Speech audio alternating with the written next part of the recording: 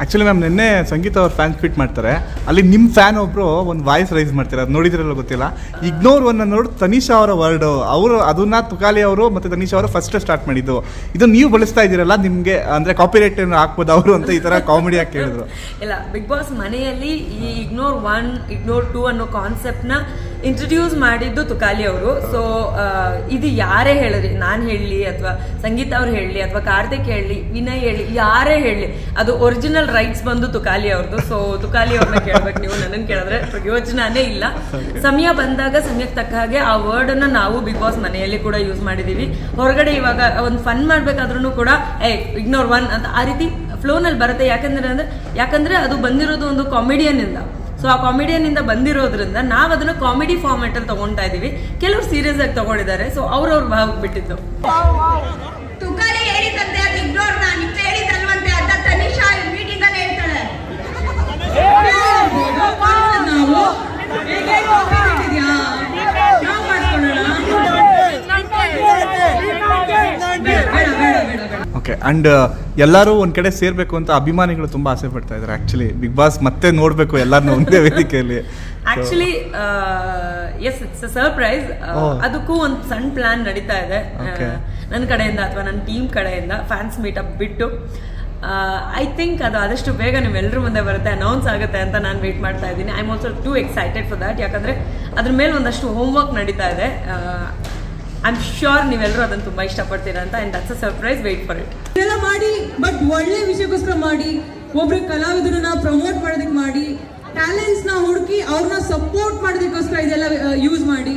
And ಇನ್ನೊಂದು ವಿಷಯ ಹೇಳ್ಬೇಕು ಅಂತ ಇಷ್ಟಪಡ್ತೀನಿ, ಪ್ಲೀಸ್ ಯಾರೇ ನನ್ನ ಅಭಿಮಾನಿಗಳು, ಸ್ಪೆಷಲಿ ನನ್ನ ಅಭಿಮಾನಿಗಳು ಬೇರೆಯವ್ರು ಯಾರ ಪೇಜ್ ಮೇಲೆ ಹೋಗ್ಬಿಟ್ಟು ಹೇಟ್ ಕಮೆಂಟ್ಸ್ ಪಾಸ್ ಮಾಡಬೇಡಿ, ಸರಿನಾ?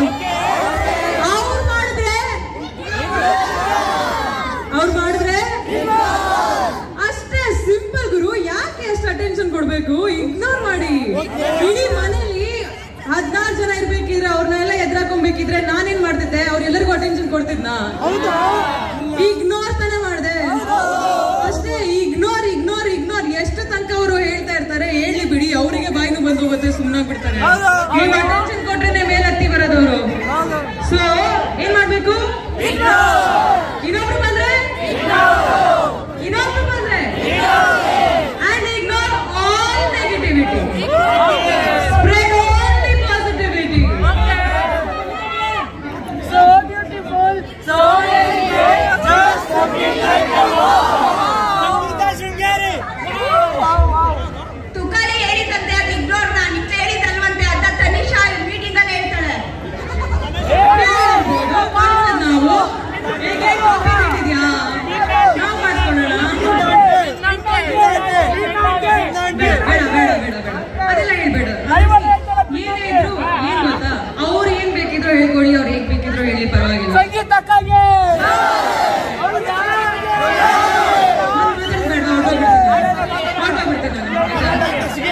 ಏನ್ ಗೊತ್ತಾ, ಆ ಮನೇಲಿ ಏನೇ ನೋಡ್ತಿದ್ಯೋ ಅವಾಗ ಆಟಕ್ಕೋಸ್ಕರ, ಟ್ರೋಫಿಗೋಸ್ಕರ ಗಲಾಟಿ, ಜಗಳ, ಮನಸ್ತಾಪ ಅದೆಲ್ಲ ಆಗಿದೆ. ಆಟ ಮುಗ್ದಿದೆ, ಎಲ್ಲ ಮುಖ್ಯದ್ವಾರದಿಂದ ಹೊರಗೆ ಬಂದಿದೀವಲ್ವಾ, ಕಪ್ಪು ಪಾಸ್ ಆಗಿದೆ ಅಲ್ವಾ, ಇನ್ಯಾವ ಆಟನೂ ಇಲ್ಲ, ಯಾವ ಕಪ್ಪು ಇಲ್ಲ. ಇವಾಗ ಏನ್ ಉಳಿದಿದೆ? ನಾವೆಲ್ಲ ಮನುಷ್ಯರಾಗ್ಬಿಟ್ಟು ಒಬ್ಬೊಬ್ರ ಜೊತೆ ಮಾತಾಡ್ಕೊಂಡು ಖುಷಿಯಾಗಿದೆ ತಾನೇ ಜೀವನ. ಖುಷಿಯಾಗಿರೋಣ ಬಿಡಿ, ಯಾಕೆ ಗಲಾಟಿ?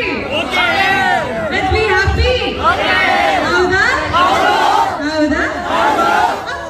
Okay. Love you all. So beautiful, so elegant, just looking like a